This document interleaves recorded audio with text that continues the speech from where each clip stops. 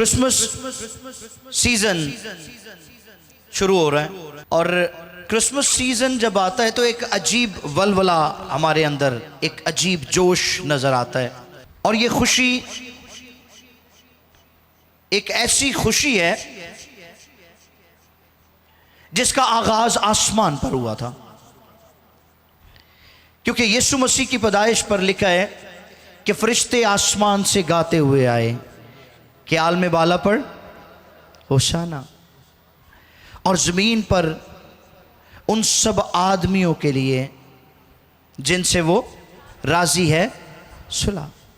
तो आसमान पर भी खुशी मनाई गई और ज़मीन पर भी खुशी मनाई गई, क्योंकि उस रूठे हुए खुदा ने यीशु मसीह के तुफैल इस भटके हुए इंसान के साथ सुलह कर ली। आमीन। और आज हम अपने क्रिसमस के पैगामात की सीरीज़ का आगाज़ कर रहे हैं और हर इतवार हम यीशु मसीह की विलादत और उन नबूवतों और पेशनगोइयों के मुतल्लिक सीखते चले जाएंगे until the day of Christmas.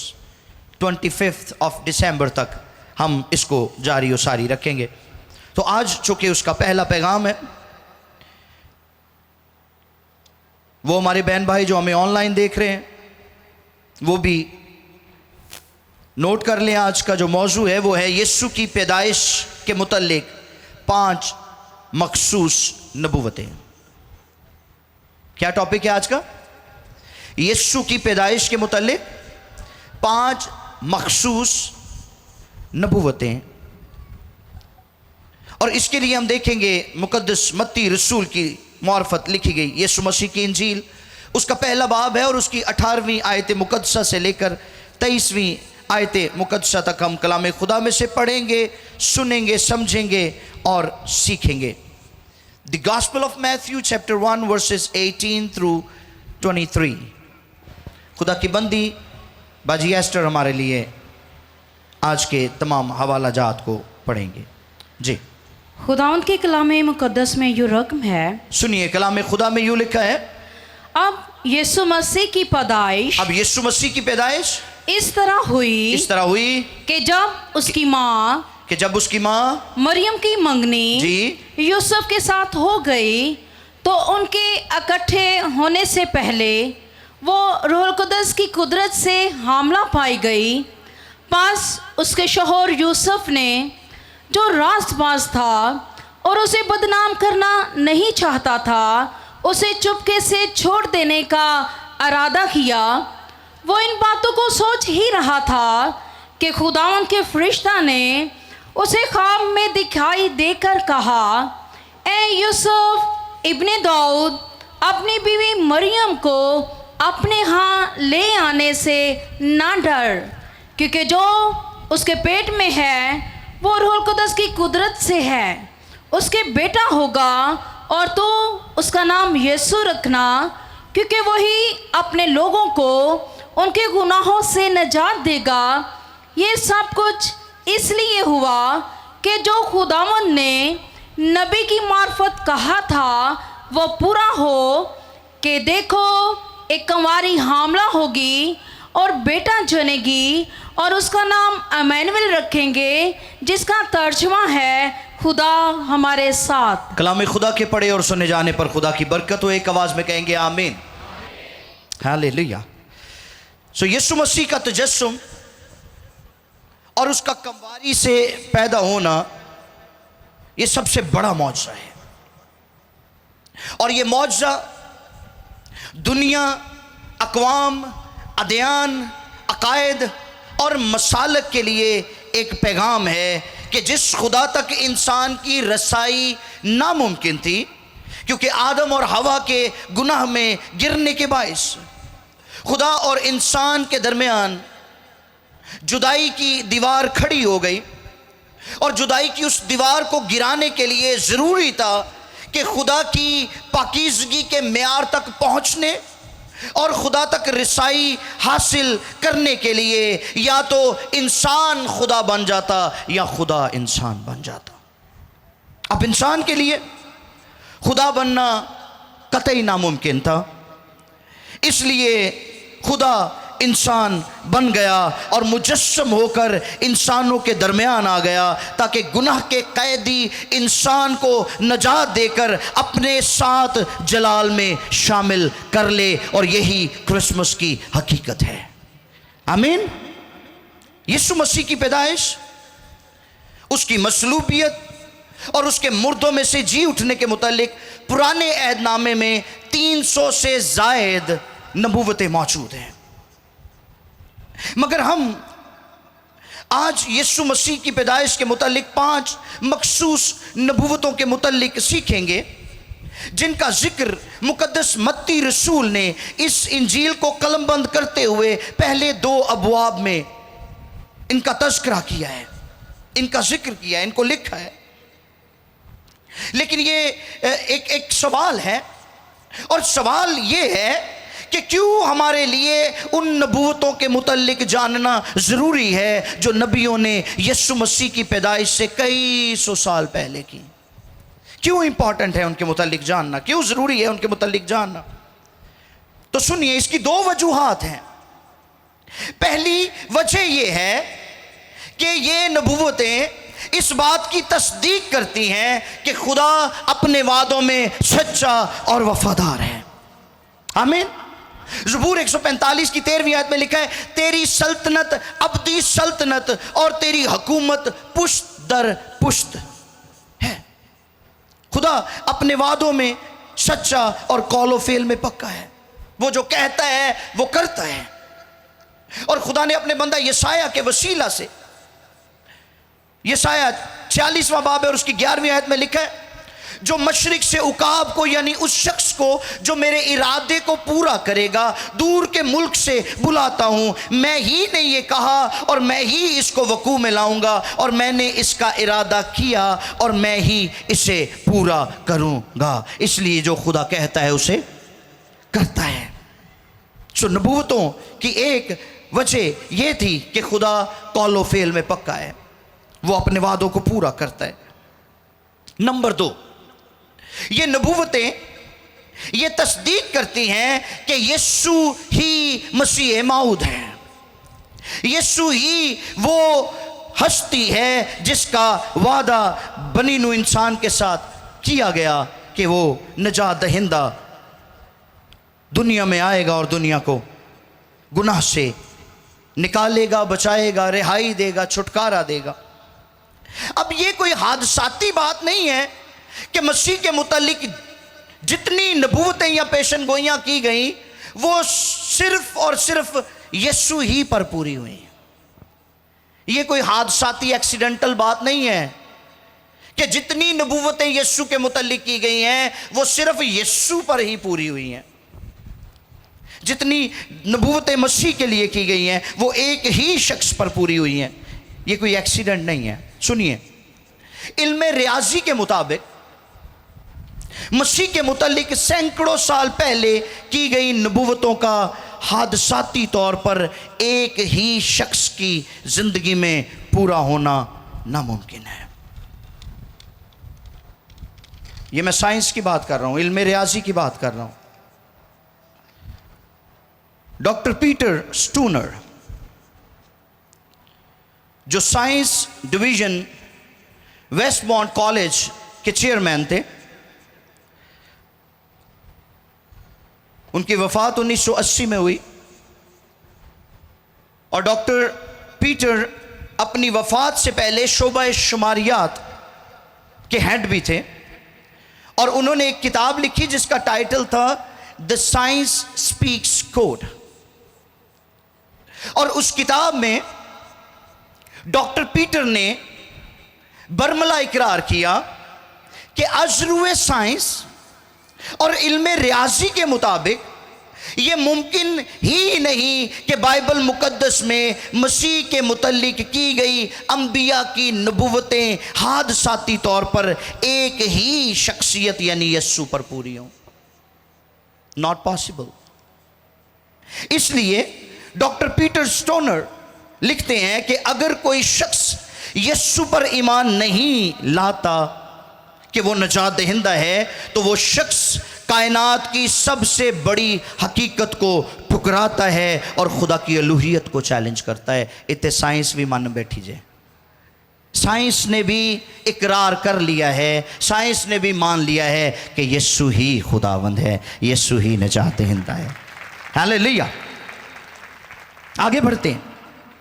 मत्ती रसूल बुनियादी तौर पर एक यहूदी था और इस इंजील को लिखते हुए वो खास तौर पर यहूदियों से मुखातिब था, यहूदियों से बात कर रहा था और उसने ये सबूत देने के लिए कि यीशु ही मसीह माऊद है, अंबिया के सहाइफ को इस्तेमाल करते हुए उन नबूवतों का जो मसीह के मुतल्लिक की गई थी हवाला दे दे कर तज़किरा किया है। खुदा के बंदा मत्ती रसूल ने हवाले दे दे कर तज़किरा किया है कि ये वही है जो दुनिया का नजात दहिंदा और हमारे गुनाहों से हमें मुक्ति दिलाने वाला है। आइए देखें जिन नबूवतों का मुकद्दस मत्ती रसूल ने हवाला दिया है वो कैसे यीशु की ज़िंदगी में पूरी होती हुई दिखाई देती हैं। रेडी, तैयार है? पहली नबूवत, वो कमवारी से पैदा होगा। मत्ती पहला बाब और उसकी 23वीं आयत, हमने पहले भी इसको मरकजी हवाले के तौर पर पढ़ा था। मत्ती 1:23, देखो एक कमवारी हामला होगी और बेटा और उसका नाम इमैनुअल रखेंगे जिसका तर्जुमा है खुदा हमारे साथ। ये नबूवत किसने की थी? ये नबूवत खुदा ने यशाया बिन आमूस की मार्फत 700 कबल अज मसीह में की। और अगर आप यशाया की किताब के 7वें बाब की 14वीं आयत को पढ़ें, और मैं चाहूँगा कि इसको पढ़ें, तो आप जानेंगे कि ये वो नबूवत है जो खुदा के नबी यशाया ने यीशु मसीह के दुनिया में आने से 700 साल पहले की थी। लेकिन खुदावंद आप तुमको एक निशान बख्शेगा। देखो एक कंवारी हामला होगी और बेटा पैदा होगा और वो उसका नाम इमैनुअल रखेगी। ये पेशन गोई हो चुकी थी और कदीम इब्रानी जुबान में कंवारी के लिए जो लफ्ज इस्तेमाल किया गया वो था आलमा। क्या? आलमा। और मत्ती रसूल को 3 जुबानों पर अबूर हासिल था। मत्ती इब्रानी, अरामी और यूनानी तीनों जुबानें बोलते, लिखते और समझते थे। और जो कि मत्ती ने इस इंजील को लिखते हुए इसे यूनानी जुबान में कलमबंद किया, इसलिए मत्ती ने यशाया 7:14 की नबूवत का यूनानी जुबान में तर्जुमा करते हुए कमवारी के लिए जो लफ्ज इस्तेमाल किया है वो है परथिनोस। और परथिनोस का मतलब है ऐसी लड़की जो मर्द से वाकिफ ना हो, यानी कमवारी। और मुकद्दस लूका की इंजील में हमें इसकी शहादत मिलती है कि फरिश्ते ने जब मुकद्दसा मरियम को खुदा का पैगाम दिया कि वो हामला होगी और बेटे को जन्म देगी, तो लूका 1:34 में मुकद्दसा मरियम ने फरिश्ते से कहा ये क्यों कर होगा जबकि मैं मर्द को नहीं जानती। सुन रहे हैं?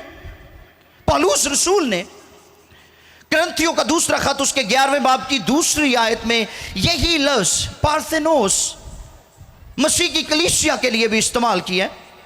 और पौलुस कहते हैं 2 करंथियों 11:2 में, मुझे तुम्हारी बाबत खुदा की सी गैरत है क्योंकि मैंने एक ही शौहर के साथ तुम्हारी निस्बत की है ताकि तुमको पाक दामन कमवारी, चेस्ट वर्जन, पार्थेनोस की मानिंद मसीह के पास हाजिर करूं। यहां पौलुस कलीसिया से मुखातिब है कि मैं नहीं चाहता कि तुम्हारी निस्बत मसीह की बजाय किसी और के साथ हो जाए, दुनिया के साथ हो जाए और तुम दुनिया के साथ करप्ट हो जाओ। तुम दुनिया की नापाकी का हिस्सा बन जाओ, क्योंकि मैं तुम्हें पाक दामन कंवारी की तरह मसीह के पास पेश करना चाहता हूं। आ रही है समझ सबको? आज के मैसेज में आपको मालूमात भी मिलेगी और मुकाशफा भी मिलेगा। आमीन। जब मुकद्दस मत्ती ने यह लफ्ज पार्थेनोस यूनानी जुबान में इस्तेमाल किया कंवारी के लिए, तो उसने खास तौर पर इस बात पर जोर दिया कि मुकद्दसा मरियम बतूला थी, कंवारी थी, मर्द से नावाकिफ थी, और यसाया बिन अमूस की मार्फत नबूवत यहां पर पूरी हो रही थी, क्योंकि दुनिया का नजात देंदा होने के लिए जरूरी था कि यीशु कंवारी से पैदा होता, क्योंकि अदल का यह तकाजा था कि मारूसी गुनाह के असर को वही जायल कर सकता था जो खुद बेगुनाह होता। और यीशु ने यहूदियों की जमात और उनके उल्मा के सामने खड़े होकर यह दावा किया कि कौन है जो तुम में से मुझ पर गुनाह को साबित करेगा। हालेलुया।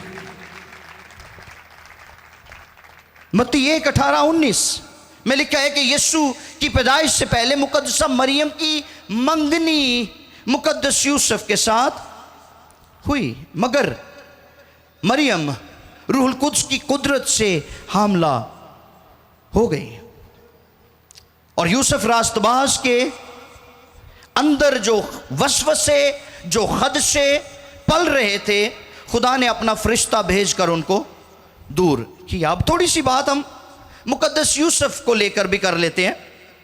तो कुछ लोगों के कॉन्सेप्ट्स मुकद्दस यूसुफ के बारे में बड़े ख़राब हैं, या वो कन्फ्यूजन का शिकार हैं, या उन्होंने खुदा के कलाम को दुरुस्त तरीके से पढ़ा नहीं, या समझा नहीं, या सीखा नहीं। तो जब फर्दर इनाजील को हम देखते हैं तो वहां पर यीशु मसीह के बहन भाइयों का भी जिक्र हुआ है। पढ़ा है किसी ने यीशु मसीह के बहन भाइयों के बारे में?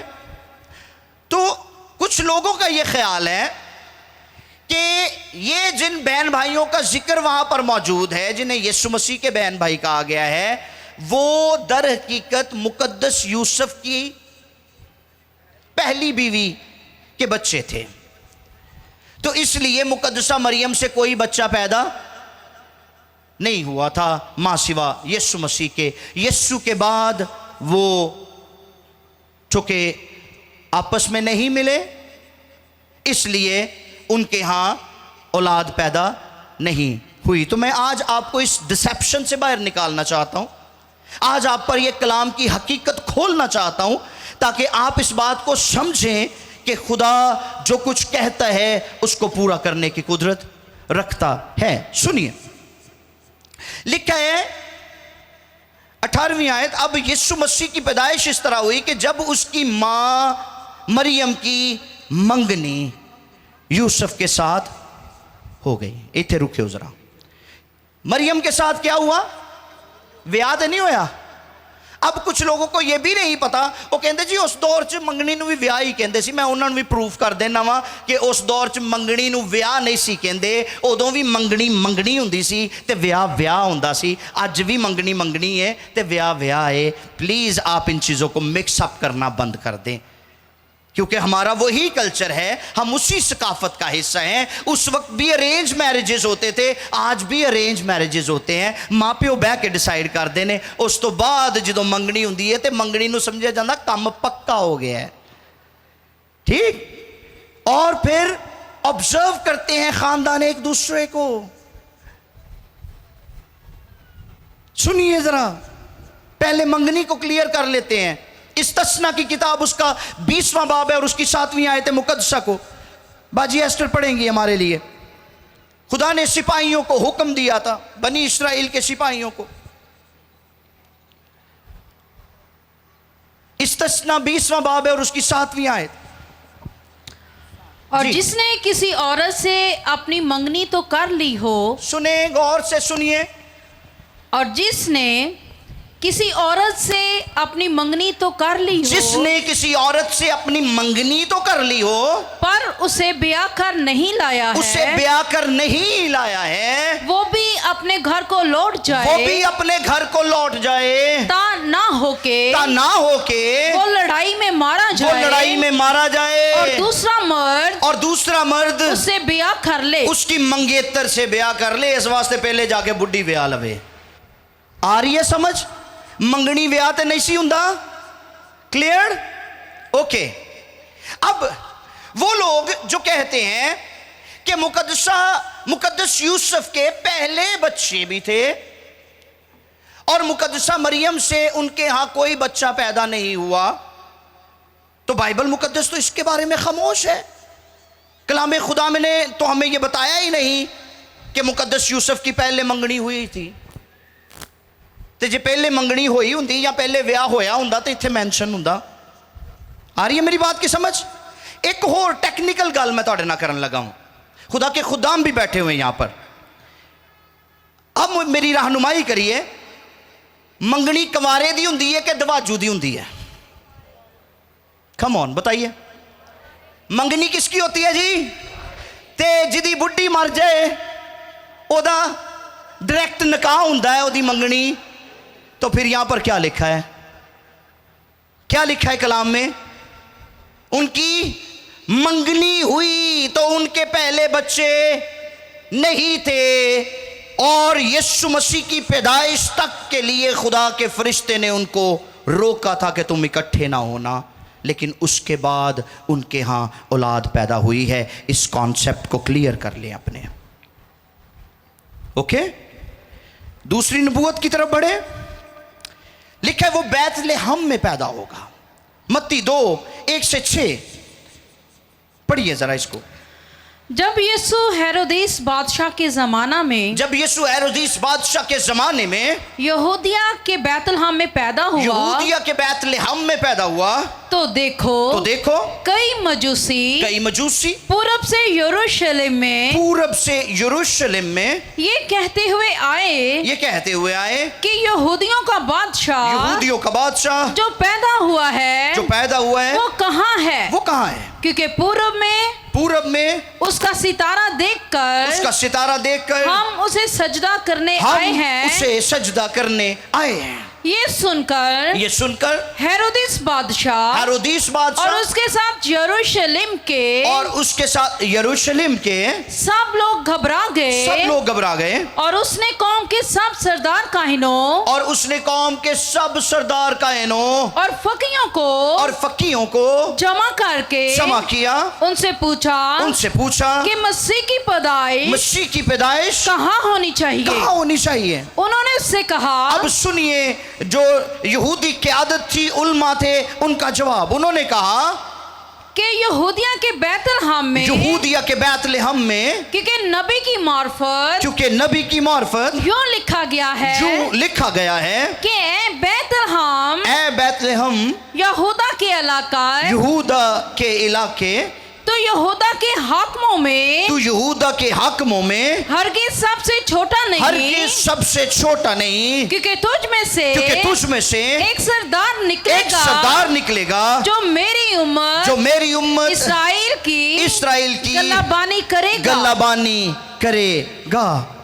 आमीन। ये नबूवत कहां से उठाई खुदा के बंदा ने?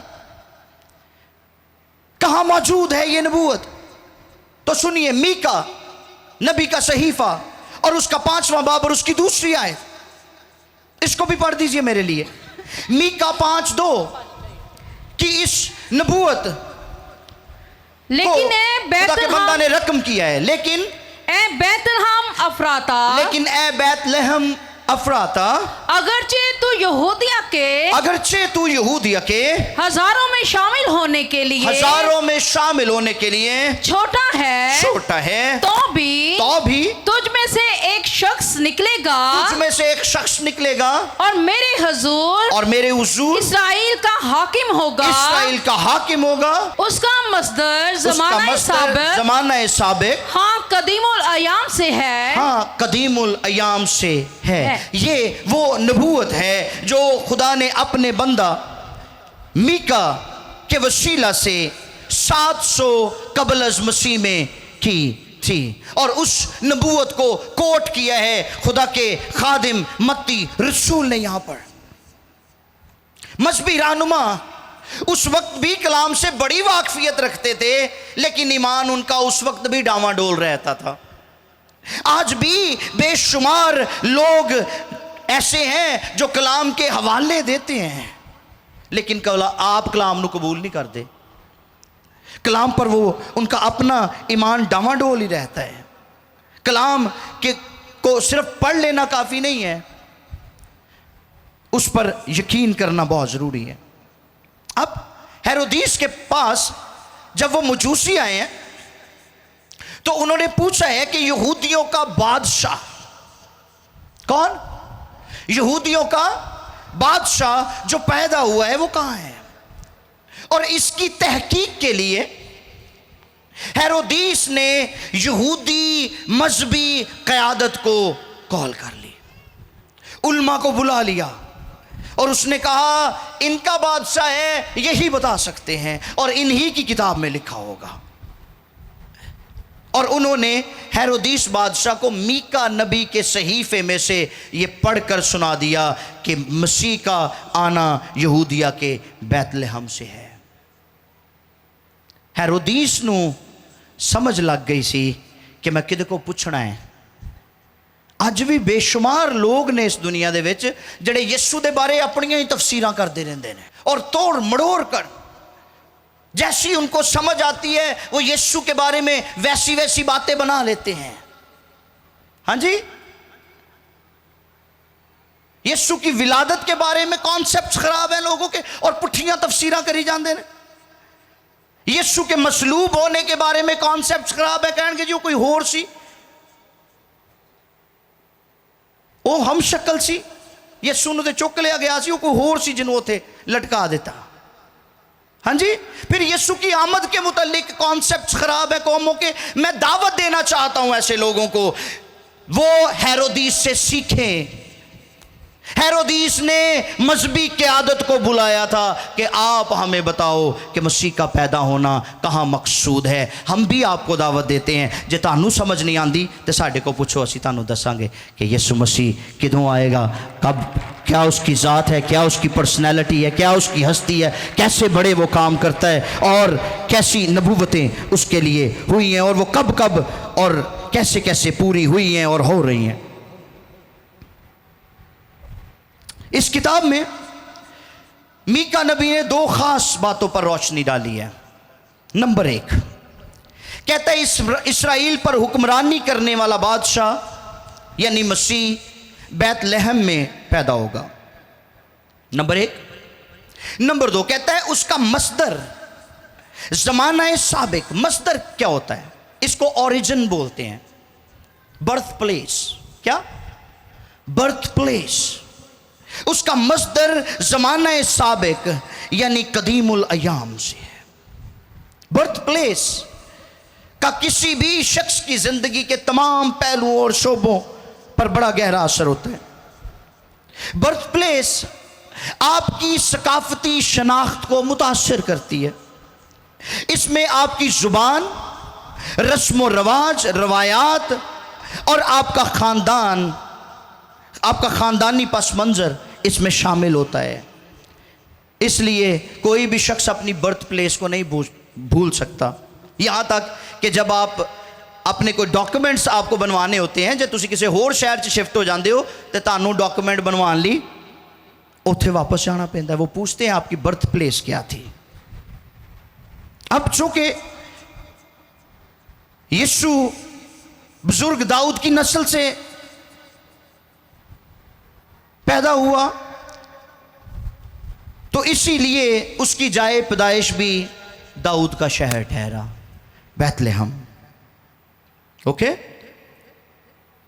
दूसरी बात, बैतलहम यरूशलेम से 5 मील की दूरी पर है, और इसी शहर बैतलहम में उन भेड़ों और बर्रों की परवरिश की जाती थी जिन्हें यरूशलेम में खुदा के हुजूर कुर्बानी के तौर पर पेश किया जाता था। और ये बड़ी दिलचस्प बात है कि हमारा खुदावंद यीशु जो खुदा का असली बर्रा है वो भी उसी शहर में पैदा हुआ ताकि जहान के गुनाह और जहान की खताओं को उठाए। तीसरी बात, बैतलहम का मतलब है रोटी का घर। क्या कलाम सुन रहे हैं सारे? हालेलुया। बैतलहम का मतलब क्या है? रोटी का घर। और अगर आप लूका की इंजील उसका 2 बाब और उसकी 11वीं और 12वीं 2 आयत को पढ़ें तो आपको मिलेगा कि फरिश्ते ने चरवाहों को यीशु के पैदा होने की खुशखबरी तो दी मगर साथ एक निशान भी दिया। और वो निशान क्या था? लूका 2:11-12 में लिखा है कि आज दाऊद के शहर में तुम्हारे लिए एक मुनज्जी पैदा हुआ है, यानी मसीह खुदावंद, और उसका तुम्हारे लिए ये निशान है कि तुम एक बच्चे को कपड़े में लिपटा और चरनी में पड़ा हुआ पाओगे। ये निशान था। यूहन्ना 6:35 में खुदावंद यीशु ने फरमाया, जिंदगी की रोटी मैं हूं, जो मेरे पास आए वो हरगिज भूखा ना होगा और जो मुझ पर ईमान लाए वो कभी प्यासा ना होगा। ये मखसूस निशान चरवाहों को दिया गया कि तुम एक बच्चे को कपड़े में लिपटा और चरनी में, बच्चे तो जेड़े भी पैदा होंदे ने वो कपड़े च लपेटे जाता उन्होंने। तो खास बात क्या थी यहां पर? खास निशान क्यों ठहरा? खास निशान क्यों ठहरा? क्योंकि यीशु ने यह बताया कि आसमान से उतरी हुई रोटी मैं हूं। यहां तक कि मत्ती की इंजील के 6 बाब की 11वीं आयत में भी खुदावंद ने जब अपने शागिर्दों को दुआ सिखाई, हमारी रोज की रोटी आज हमें दे, तो यीशु ने अपने शागिर्दों पर इस मुकाशफे को खोला कि वो रूहानी तनाजुर में भी इस बात को समझ सके कि जिस्मानी ज़रूरतों के अलावा यीशु मसीह जो आसमानी रोटी है उन्हें हर रोज उसको खाने की ज़रूरत है। आ रही है समझ बात की? सो ये खास निशान, क्योंकि वो आसमान से उतरी हुई रोटी थी, तो तुसी रोटियां हमेशा पौने च लवेट के रख दो, ऐसी है। चरनी में पड़ा हुआ पाओगे, और चरनी रिप्रेजेंट करती है इस बात को कि यीशु खुदा का बर्रा है। थोड़ा आगे बढ़ते हैं। कदीमुल अय्याम, एंशिएंट टाइम्स को समझने के लिए वहां पर लिखा है उसका मस्दर जमाना है साबिक। हाँ, कदीमुल अय्याम। कदीमुल अय्याम को थोड़ा समझिए। इब्रानी जुबान में पैमाइश, वक्त की पैमाइश के लिए 2 मुहावरे इस्तेमाल किए जाते थे। एक मुहावरे का इस्तेमाल वक्त का हिसाब लगाने के लिए इस्तेमाल होता था, और दूसरा मुहावरा उस वक्त इस्तेमाल किया जाता था जब वक्त की पैमाइश नहीं हो सकती थी, जब टाइम कैलकुलेट नहीं हो सकता था, जब वक्त का हिसाब नहीं लगाया जा सकता था। तो ये मुहावरा जब टाइम को कैलकुलेट नहीं किया जा सकता था, इसके लिए जो इब्रानी लफ्ज है वो है योम इलाम। क्या? योम इलाम। और योम इलाम का क्या मतलब है? अबदियत। कदीमुल अय्याम, हमेशगी, अजल से अब तक। बस खुदा का बंदा मीका, उसने जब ये नबूवत की और यीशु मसीह के बारे में उसने कहा कि वो कदीमुल अय्याम है, तो उसने यसाया बिन अमूस के साथ इत्तफाक किया कि इस्राएल का हाकिम, इस्राएल का कुदूस, इस्राएल का बादशाह वो अबदियत का बाप है, वो अजल से अब तक खुदा है। आमीन, हालेलुया। मूसा खुदा के खादिम ज़बूर 90 उसकी 2 आयत में लिखते हैं, इससे पेशतर के पहाड़ पैदा हुए या ज़मीन और दुनिया को तूने बनाया, अज़ल से अब तक तू ही खुदा है। हालेलुया। तीसरी नबूवत, वो अपना बचपन मिस्र में गुजारेगा। ये तीसरी नबूवत थी जिसका हवाला खुदा के खादिम मुकद्दस मत्ती रसूल ने दिया। मत्ती दूसरा बाब उसकी 13वीं आयत से लेकर 15वीं आयत तक पढ़ेंगे हम, और फिर जहां से ये नबूवत ली गई है उस हवाले को भी हम पढ़ेंगे, होशिया 11:1। लेकिन पहले मत्ती 2:13 से 15 तक हम पढ़ेंगे।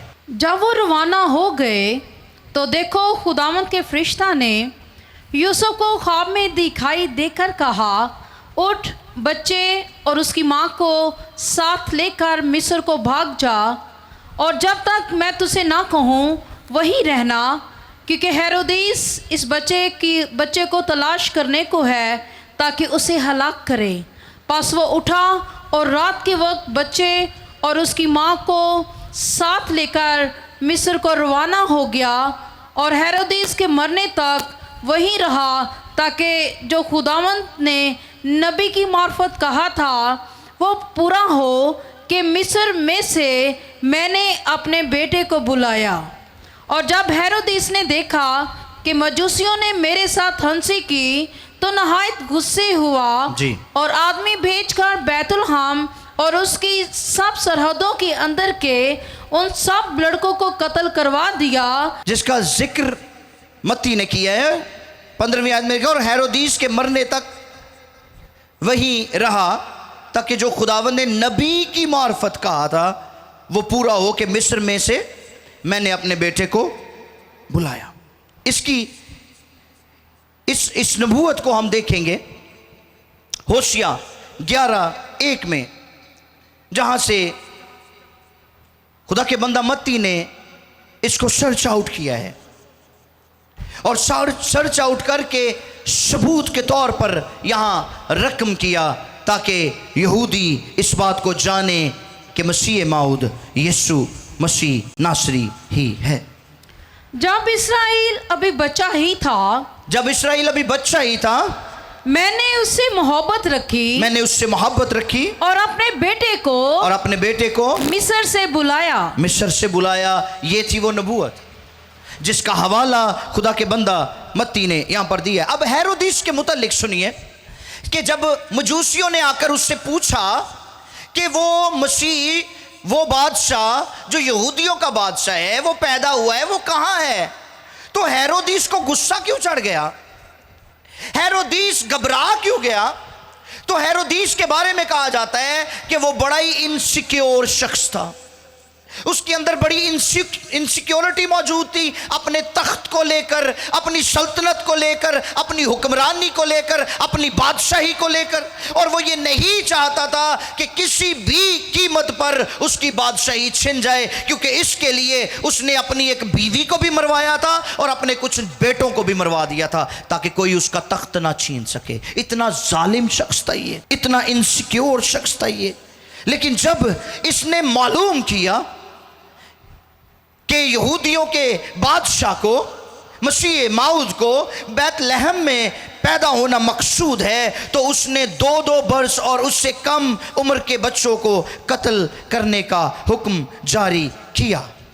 तो खुदा के फरिश्ते ने मुकद्दस यूसुफ को ख्वाब में दिखाई देकर आगाह किया कि वो बच्चे और उसकी माँ को लेकर कहाँ चला जाए? बोले मिस्र।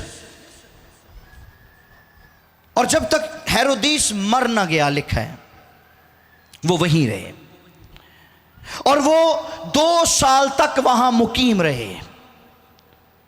मिस्र के साथ बनी इस्राएल की बड़ी तल्ख यादें जुड़ी हुई हैं, क्योंकि वो 400 साल तक वहां गुलामी में रहे थे। मगर इसके साथ साथ बाइबल मुकद्दस में मिस्र का जिक्र बतौर पनाहगाह भी हुआ है, प्लेस ऑफ रिफ्यूज। और इसकी मिसाल हमें पैदाइश की किताब के 12वें बाब की 10वीं आयत से लेकर 20वीं आयत तक मिलती है कि अब्राहम इस्राएल में कहत पड़ने के बायस अपने खानदान को लेकर मिस्र में शिफ्ट हो गया। और फिर दोबारा पैदाइश 46वें बाब में याकूब अपने खानदान समेत कनान में काल पड़ने के बायस, कनान में कहत पड़ने के बायस मिस्र में शिफ्ट हो गया। तीसरी मिसाल 606 कबल अज़ मसीह में बाबलियों ने इस्राएल पर हमला किया तो बहुत से इस्राएली भागकर मिस्र में चले गए। और अब जब यीशु छोटा बच्चा था और उसके घराने पर मुश्किल आई तो वो भी अपने बच्चे को लेकर मिस्र में मुकीम हो गए। सो इसलिए मिस्र पनागाह के तौर पर भी साबित हुआ। क्लियर? चौथी नबूवत मत्ती 2:16 से 18 तक। मत्ती दूसरा बाब 16वीं आयत से लेकर 18वीं आयत तक। जब हेरोदिस ने देखा कि मजूसियों ने मेरे साथ हंसी की तो नहायत गुस्से हुआ और आदमी भेजकर बैतलहम और उसकी सब सरहदों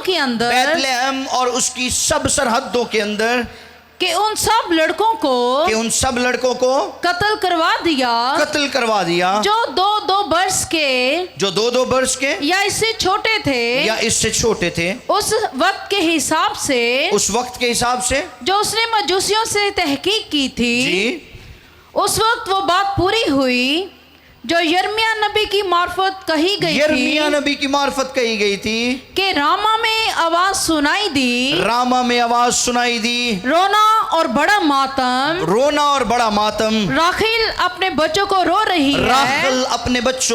रही है और तसल्ली कबूल नहीं करती इसलिए कि वो नहीं है। अब जरा यिर्मयाह के सहीफे की तरफ बढ़िए। 31वां बाब है और उसकी 15वीं आयत, जहां से इस नबूवत को लेकर कोट किया है खुदा के बंदा ने। मत्ती रसूल, he was very smart man. यिर्मयाह 31:15 जरा पढ़ दीजिएगा। खुदावंद यूं फरमाता है, यिर्मयाह लिखते हैं खुदावंद यूं फरमाता है कि रामा में एक आवाज सुनाई दी नोहा और जार जार रोना राखल अपने बच्चों को रो रही है वो अपने बच्चों की बाबत तसल्ली पजीर नहीं होती क्योंकि वो नहीं है। ये नबूवत खुदा ने यिर्मयाह की मार्फत 600 कबल अज़ मसीह में की। और जब बाबलियों ने 606 से 586 कबल अज़ मसीह में इस्राएल पर हमला किया और बहुत से इस्राएलियों को गुलाम बना लिया, और मैंने थोड़ी देर पहले आपको बताया कि बहुत सारे इस्राएली भागकर मिस्र में चले गए थे और वो वहां शिफ्ट हो गए थे, छुप गए थे। तो बहुत से इस्राएलियों को जब बाबलियों ने गुलाम बनाया, बाबल इराक को कहते हैं, तो रामा के मकाम पर, और ये रामा यरूशलेम से शुमाल की जानिब है, उन्होंने जब इस्राएलियों को गुलाम बनाया तो उनकी औरतों से बच्चों को छीन लिया और रामा के मकाम पर उन बच्चों को छीन कर वो उनसे ले गए। और वहां पर एक बड़ा रोना और बड़ा मातम हुआ क्योंकि माएं अपने बच्चों के लिए तरस रही थी, उनको देखना चाहती थी और उनके बच्चे उनको फिर कभी दिखाई ना दिए। यिर्मयाह की नबूवत उस मौजूदा सूरत हाल को लेकर यीशु मसीह पर होने वाले कातिलाना हमले की पेशखेमा थी। जब हेरोदिस ने इस्राएली बच्चों को मरवा दिया और उनकी माओं से उनके बच्चे छीन लिए और वो मजलूम औरतें चीख रही थी, रो रही थी क्योंकि उनके बच्चों को कत्ल कर दिया गया था।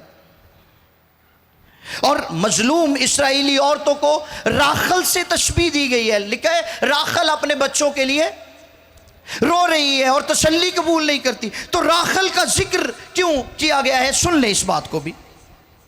औरतों को, जो मजलूम औरतें थी, इस्राएली औरतें थी जिनसे उनके बच्चे छीन लिए गए और मार दिए गए, उनको राखल से इसलिए तशबीह दी गई है क्योंकि राखल अपने दोनों बच्चों यूसुफ और बिन्यामीन की खुशियां नहीं देख पाई,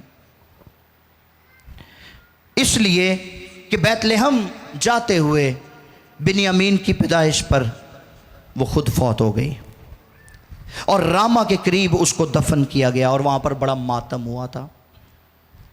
तो उसी इख्तबास को लेकर उन्होंने बनी इस्राएल की ख़वातीन को राखल से मुशाबहत दी है, राखल से तशबीह दी है कि जैसे उसके साथ हुआ था वैसे ही हमारी औरतों के साथ भी हुआ है, क्योंकि वो मर गई थी और अपने बच्चों की खुशियां नहीं देख सकी, इसलिए हमारे बच्चे छिन गए हैं, मार दिए गए हैं और हम अपने बच्चों की खुशियों में शामिल नहीं हो सके या हमने अपने बच्चों की खुशियां नहीं देखी। पांचवी और आखिरी नबूवत, वो नासरी कहलाएगा और इसी वजह से रद्द भी किया जाएगा। मत्ती 2:19 से 23 तक पढ़िएगा और उसके बाद यशाया 11वां बाब और उसकी पहली आयत। जब हेरोदिस मर गया जी, तो देखो खुदावंद के फरिश्ते ने मिस्र में यूसुफ को ख्वाब में दिखाई देकर कहा कि उठ, इस बच्चे और उसकी माँ को लेकर इस्राएल के मुल्क में चला जा, क्योंकि जो बच्चे की जान के ख्वाहां थे वो मर गए। बस वो उठा और बच्चे और उसकी माँ को साथ लेकर इस्राएल के मुल्क में आ गया। मगर जब सुना कि अरखलूस अपने बाप हेरोदिस की जगह यहूदिया में बादशाही करता है तो वहाँ जाने से डरा और ख्वाब में हदायत पाकर गलील के इलाका को रवाना हो गया और नासरत नाम एक शहर में जा बसा, ताकि जो नबी की मार्फत कहा गया था वो पूरा हो कि वो नासरी कहलाएगा। वो नासरी कहलाएगा। और ये कहाँ मिलता है हमें, कहाँ से इस नबूवत को सर्च आउट किया खुदा के खादिम ने? यशाया 11वां बाब और उसकी पहली आयत। और यस्सी के तने से एक कॉम्पल निकलेगी, और यस्सी के तने से एक कॉम्पल निकलेगी और उसकी जड़ों से एक बारावर शाख पैदा होगी, और उसकी जड़ों से एक बारावर शाख पैदा होगी और खुदावंद की रूह उस पर ठहरेगी। Thank you so much. बुनियादी तौर पर मुकद्दस यूसुफ और मुकद्दसा मरियम दोनों नासरत के रहने वाले थे और बैतलहम वो मर्दमशुमारी के लिए गए थे, नाम लिखवाने के लिए, और वहीं पर यीशु की पैदाइश हो गई। हेरोदिस के डर से उनको मिस्र जाना पड़ा और 2 साल उन्होंने मिस्र में गुजारे और फिर लौट कर वापस अपने शहर नासरत में आ गए, जहाँ पर यीशु मसीह ने अपनी ज़िंदगी के 28 साल गुजारे थे। कितने? 28 साल यीशु मसीह ने नासरत में गुजारे थे, इसीलिए वो नासरी कहलाया। क्लियर? अब यशाया 11:1 के मुताबिक बहुत पिछले साल में शायद या पिछले चंद सालों में इस बात को लेकर लोगों ने बड़ा शोरगुल मचाया हुआ था या बड़े चैलेंजेस किए थे मसीहों को कि जी वहां पर लिखा है कलाम में कि नबियों ने कहा है कि वो नासरी कहलाएगा, तो हमें पुराने अहदनामे में साबित तो करें कि कहां पर लिखा है कि वो नासरी कहलाएगा। तो वो भी जरा सुन लें। यशाया 11वें बाब की पहली आयत में लिखा है, यस्सी के तने से एक कॉम्पल निकलेगी और उसकी जड़ों से एक बारावर शाख पैदा होगी। अब सुनिए, चूंकि पुराना अहदनामा इब्रानी जुबान में लिखा गया है, इसलिए हमारे लिए बहुत ज़रूरी है कि हम ओरिजिनल जुबानों से वाकफियत रखें। तो शाख के लिए जो इब्रानी लफ्ज़ इस्तेमाल हुआ है वो है नेत्सर। सुन लें, इब्रानी लफ्ज़ शाख के लिए, ब्रांच के लिए जो इस्तेमाल हुआ है वो है नेत्सर, और उसका जो रूट वर्ड है वो है नासरत। क्लियर? इसलिए यीशु मसीह नासरी कहलाया था, क्योंकि उसके लिए नबूवत हो चुकी थी कि वो यस्सी के तने से एक कॉम्पल निकलेगी और उसकी जड़ों से एक बारावर शाख पैदा होगी, यानी नासरी पैदा होगा और वो मसीहा होगा। Hallelujah, hallelujah. अब यीशु नासरी तो कहलाया, लेकिन इसके साथ साथ रद्द भी किया गया। तो रद्द क्यों किया गया? उस दौर में नासरी की जो टर्म थी उसको तुहीन अमेज समझा जाता था। नासरियों को अच्छी नज़र से नहीं देखा जाता था। हम किसी वक्त करेंगे इस पे बात खुदावंद के फजल से कि नासरियों को क्यों बुरा जाना जाता था या क्यों उनको ताना जनी का शिकार किया जाता था, उन पर ताने या तजहीक की जाती थी उनकी। यहाँ तक कि यूहन्ना की इंजील के पहले बाब की 46वीं आयत में फिलिप्पस का दोस्त नतनेल, उसने जब यीशु के बारे में सुना, फिलिप्पस ने उसको बताया, तो उसने मज़ाहका खेज अंदाज में, तंजिया अंदाज में तजहीक करते हुए यीशु के बारे में कहने लगा, क्या नासरत से भी कोई अच्छी चीज़ निकल सकती है? इसीलिए वो नासरी कहलाया था ताकि वो रद्द किया जाता, वो रद्द किया गया। और मत्ती ने इस बात पर जोर दिया है कि वो नासरी कहलाएगा, मतलब वो रद्द किया जाएगा। आखिरी हवाला, इसके बाद हम दुआ करेंगे। यशायाह 53 बाब और उसकी 3री आयत। वो आदमियों में हकीर व मरदूद, मर्दे गमनाक और रंज का आशना था। लोग उससे गोया रूपोश थे। उसकी तहकीर की गई और हमने उसकी कुछ कदर ना जानी। उसको रद्द किया गया और आज भी उसको रद्द किया जाता है। आज भी लोग यीशु की बजाय बराबा को चूज करते हैं। आज भी लोग आसमान की बादशाही की बजाय मटेरियलिज्म को पसंद करते हैं। आज भी लोगों ने अपने दिल बंद किए हुए हैं। मत्ती रसूल ने अपने कायरीन को न सिर्फ मुखातिब किया है बल्कि उन्हें दलीलें दी हैं, उन्हें सबूत दिए हैं कि खुदा अपने वादों में सच्चा और वफादार है। पाक सहीफों और अंबिया की तमाम नबूवतें यीशु मसीह नासरी पर पूरी होती हैं जो मेरा और आपका बादशाह है। हालेलुया। वो मसीह मौद है और हमें इस बात पर फख्र होना चाहिए कि हम जिंदा खुदावंद के पैरोकार हैं, हम जिंदा खुदा की प्रस्तिश करते हैं। सो आइए अपने कदमों पर खड़े हो जाएं और उसको सेलिब्रेट करें जो जिंदा है, इसीलिए वो निजात दहिंदा है।